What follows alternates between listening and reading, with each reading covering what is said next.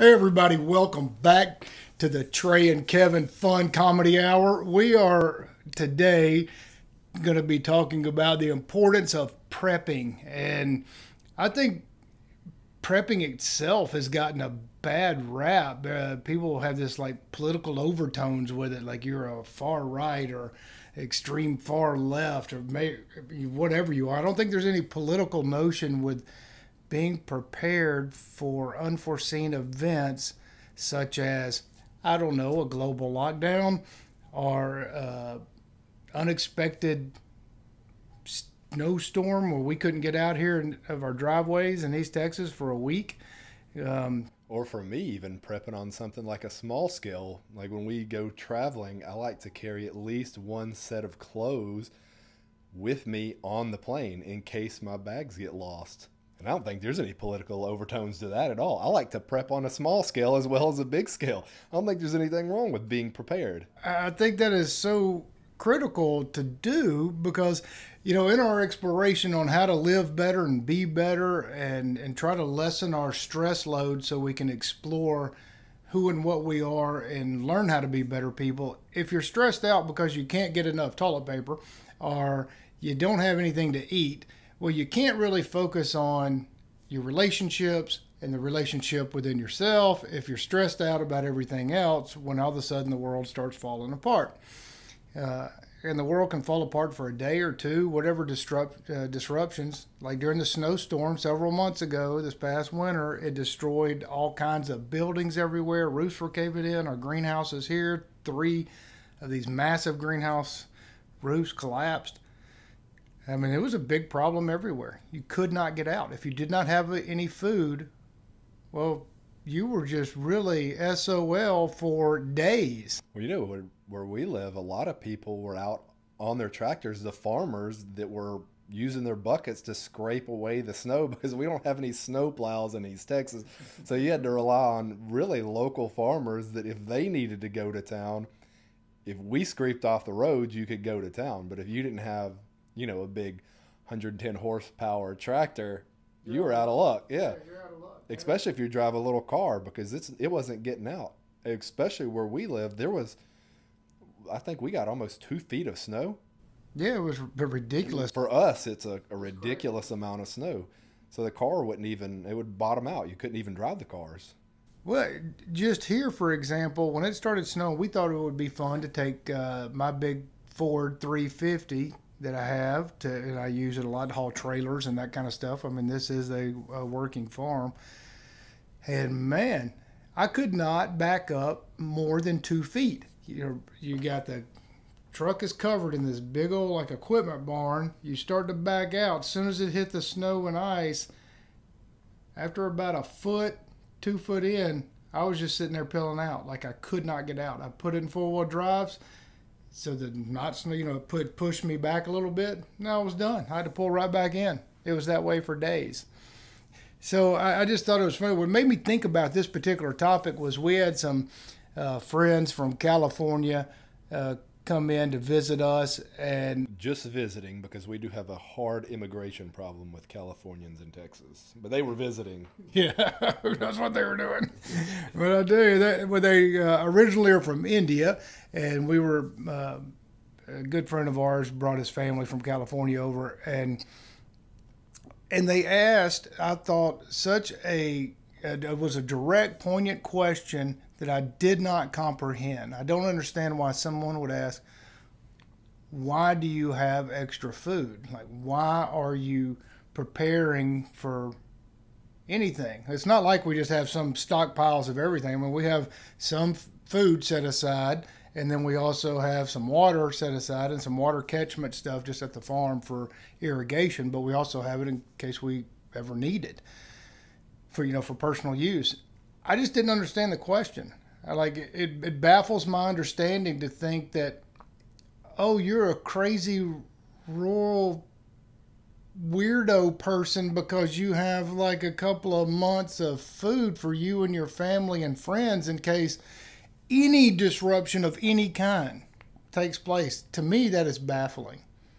I don't understand it because that is not a political issue. That is just life. No one not the general population would have never thought 2 years ago that it would be a problem to get out of your house to go to a grocery store. They would have thought you were nuts.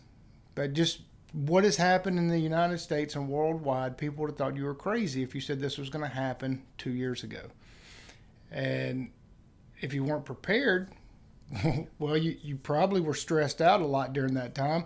And same way with an ice storm, same way with all kinds of issues. It was just a couple of weeks ago, two big trees, because we had so much rain this past several months, one fell going this way, and then one big tree fell, and then you had to wait until the local people and some of the highway guys came and cut up the trees, because if you wanted to go in either direction, you were stuck for a while.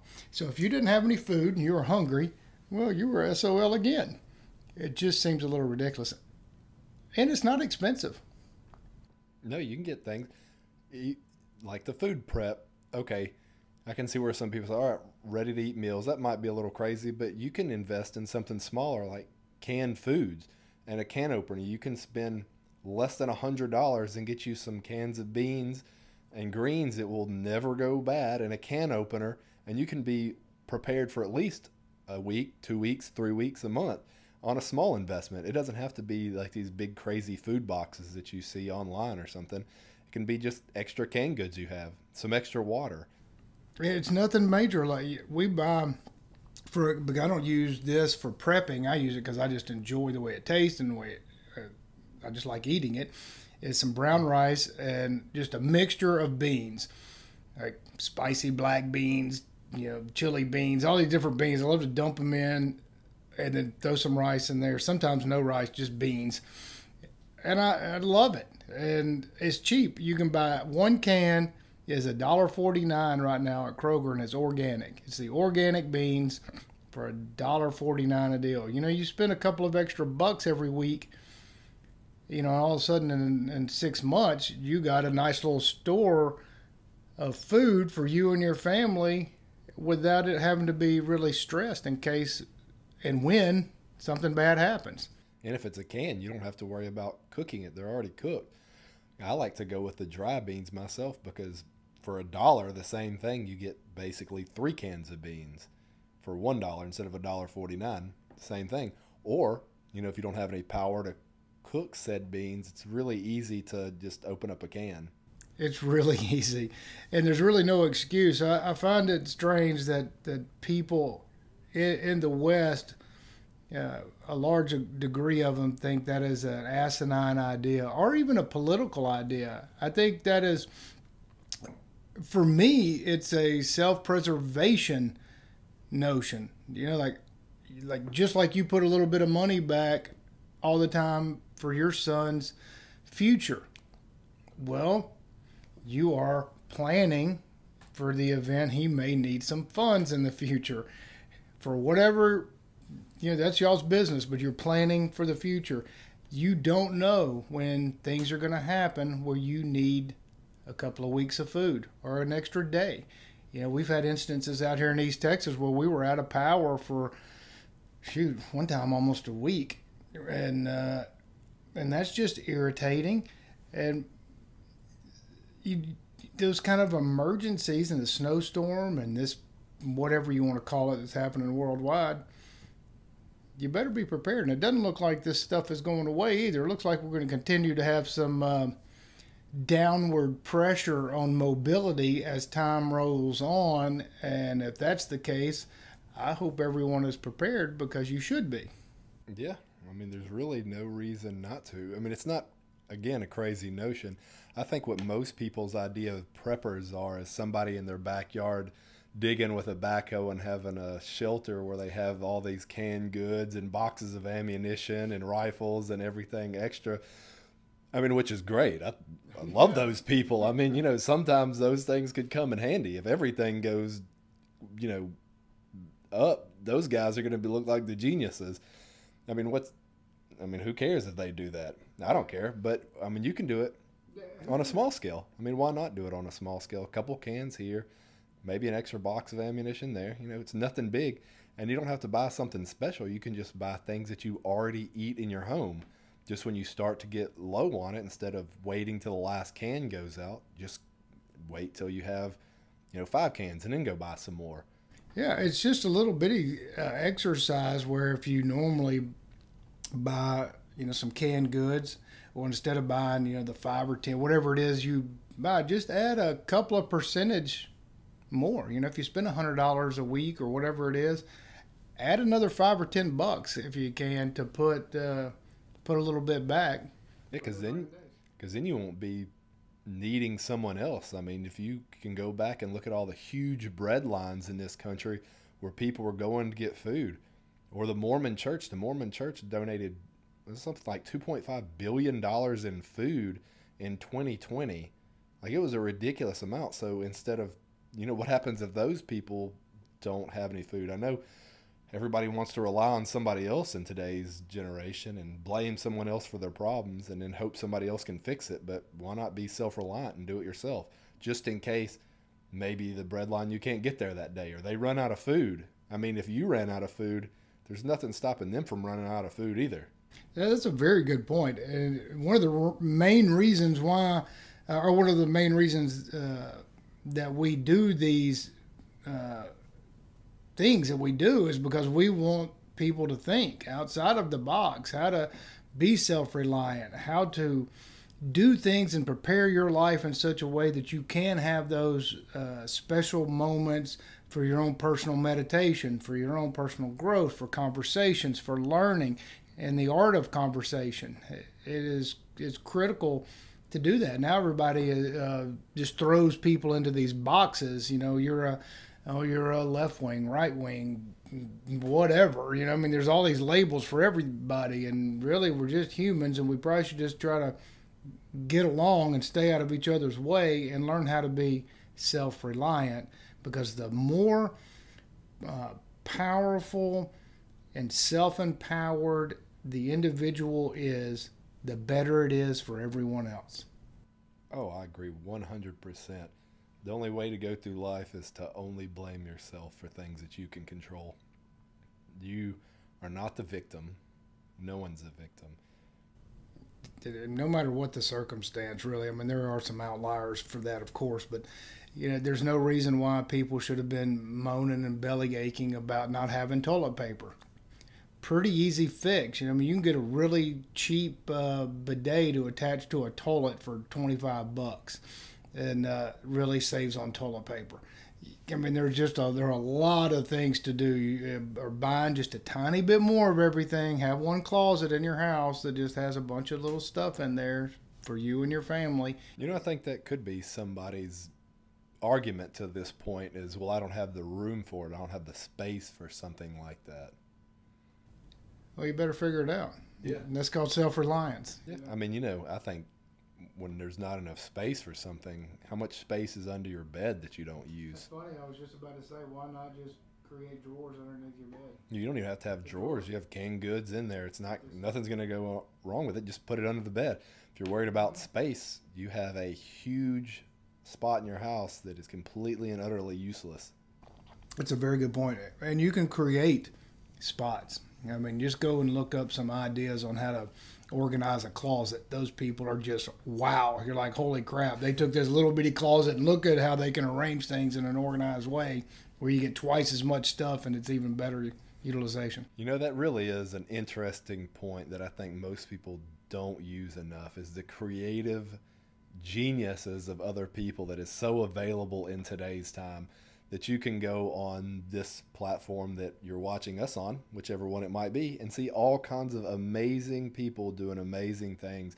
And you can borrow their ideas and use them and fit them to your own life. You should. That's prepping right there. That's mental preparation. And I think prepping is good for you. It is good for us. As if everyone stays prepared, wow, what a better world. When you have catastrophes, when you have big events that take place, such as the Mormon religion, they have a strong belief in storing food for rainy days. You never know when you're going to need it. Well, like you said and brought up, they used it. They donated a lot. Well, a lot of people would have had a really difficult time without the help of those people who thought in advance. We never know what could happen tomorrow. We should do something to prepare today. Just a little bit, not be extreme about it. Just we should put a little bit back every month, and then all of a sudden you have a significant amount of resources. Yeah, I mean, there's so many different ways you can take this conversation. Just putting a little bit of extra money back in case something happens to you. It doesn't have to be a huge catastrophe. You could slip on the bathroom getting out of the shower and break your leg or arm and have a hard time working, where you have to take a little bit of time off. And you might be thinking, hey, how am I going to afford my monthly bills that I am so accustomed to? Because most people live check to check and they don't put anything back. It's true. And, there are a lot of other things that one can take advantage of as far as prepping. Energy cost is really high in most places in the United States. But the federal government and state governments have offered all sorts of tax incentives for solar panels on your roof to reduce that. There are just a lot of things if you start to think outside of the box and research and start going into people who do prep. Some of them are over the top, but there are a lot of reasonable people that have no political agenda. All they want to do is make sure in the case of an emergency we're taken care of. And that is important. And that is the reason why I wanted to talk about it, because I couldn't believe a smart person from California would go, why won't you do that? Yeah. Well, because it makes sense. That's why we do it. That's right. And apparently California doesn't make a lot of sense. No, say it isn't so. Yeah, I'm gonna go ahead and take a dive out there.